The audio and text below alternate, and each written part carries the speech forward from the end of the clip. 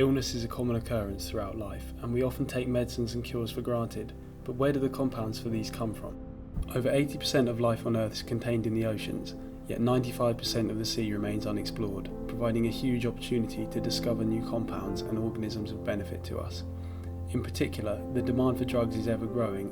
As the world population continues to rise, new diseases emerge and resistance to existing drugs increases.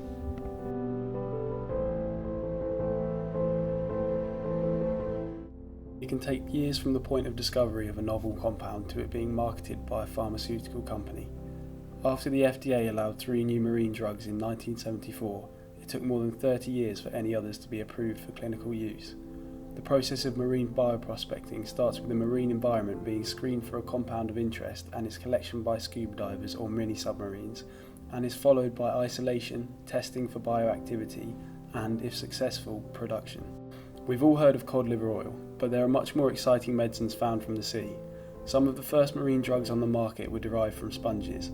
Cytarabine, used in leukemia treatments, and vidarabine, an antiviral drug, were both developed in the 60s and 70s from a Caribbean sponge. Ziconotide, found in cone snail venom in the early 1980s, was approved to treat chronic pain in 2004. It is 1,000 times more powerful than morphine and doesn't carry the high risk of addiction. However, a discussion with Professor Mike Allen, a microbial biochemist, indicates that the real potential for the pharmaceutical industry lies within ocean microbes, namely viruses whose enormous genetic diversity offers extensive opportunities for novel drug production. Despite this, there are some challenges.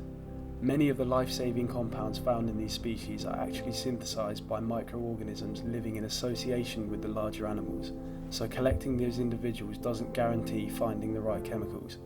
Also, once found, Clive Page, a professor of pharmacology, notes that the procedure of converting them into drugs is not always economically viable due to the large number of stages that may be involved. In addition, the ownership of these valuable medicines could become a source of contention.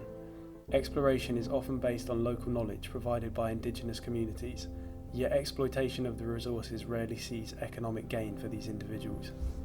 What about environmental impacts? Research suggests that harvesting of novel marine compounds for pharmaceutical gain is currently sustainable and is likely to be in the future.